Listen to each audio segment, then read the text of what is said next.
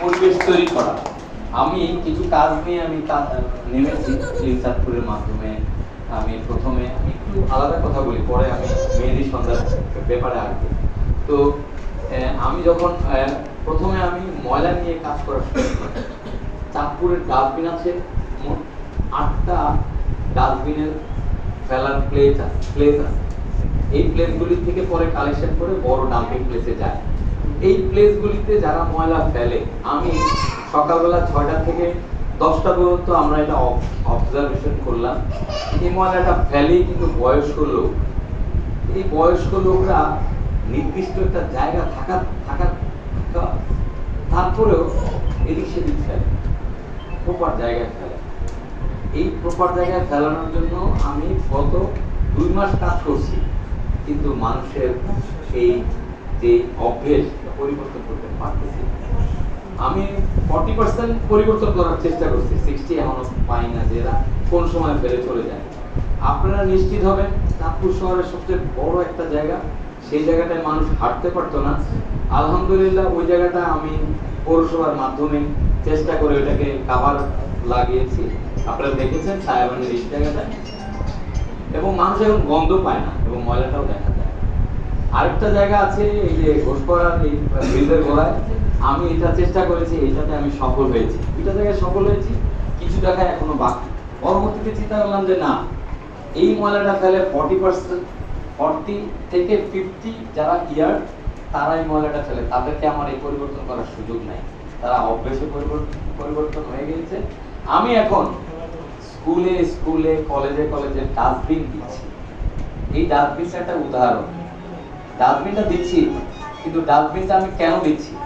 ওই যে ওইখানে ময়লা ফেলবেন না, আমি মানসিকতা পরিবর্তন করার জন্য বাচ্চাদের ভিতরে, কলেজের আমার ভাই বোনদের ভিতরে ঢুকে গিয়েছি। তারা যেন ওই অভ্যাসটা করে। যদি ওই ডাস্টবিনটা তারা অভ্যাসটা করতে পারে, তারা যখন শহরে আসবে তারা একটা ময়লা ফেলার জন্য চিন্তা করবে যে আমি কোথায় ফেলি। এই যে আমার এই উদাহরণটা হলো মানসিকতা পরিবর্তন। আমি এই যুদ্ধে নেমেছি, আমি ইনশাআল্লাহ কাজ করে যাচ্ছি। জানি না কয়জনের পরিবর্তন, কিন্তু আমার নিজের পরিবর্তন। আমার পকেটে কিন্তু এমন টিস্যু ভরা, আমি বাইরে ফেলি না। আমার তো পরিবর্তন হয়েছে, আরেকজনের পরিবর্তন না হোক, আমার হয়েছে, আমার সহকর্মীদের হয়েছে, আমি মনে করি। তো আসলে কিছু কাজ করার জন্য চিন্তা করতেছি।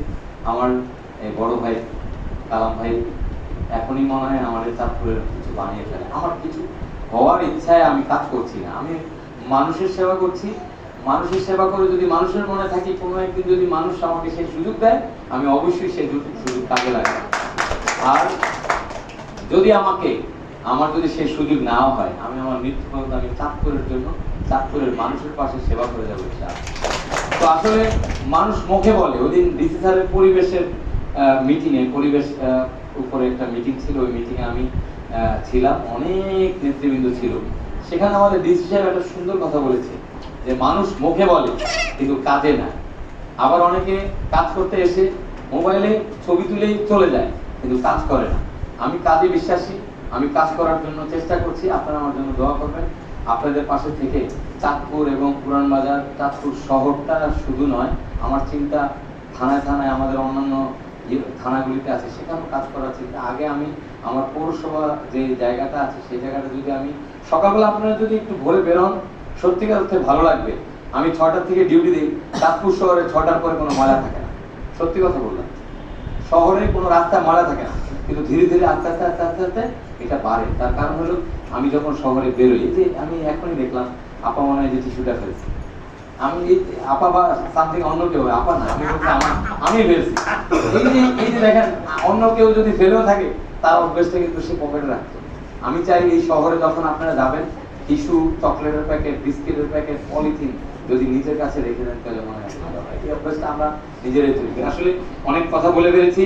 মেহেদী সন্ধ্যার যে সুন্দর একটা উৎসব হতে যাচ্ছে, আমি আপনাদের পাশে থাকবো, আপনাদের সহযোগিতায় হাত বাড়াবো। আপনারা সেই প্রতিযোগিতায় অংশগ্রহণ করবেন। চাঁদপুরের মানুষ অত্যন্ত আন্তরিক, এবং তারা এই যে গান বাজনা আনন্দ করে বেড়ায়। আমি চাই মেহেদী সন্ধ্যাটা সুন্দর একটা পরিসরে, সুন্দরভাবে পরিচালনায় হোক, এবং সুন্দরভাবে উদযাপন করে আমরা শেষ পর্যন্ত এটা শেষ করব, এই প্রত্যাশা রেখে আপনাদের সবার শুভকামনা, সবার জন্য শুভেচ্ছা রেখে আমি আমার বক্তব্য শেষ করছি। সবাই ভালো থাকবেন, শুভেচ্ছা, আসসালামু আলাইকুম।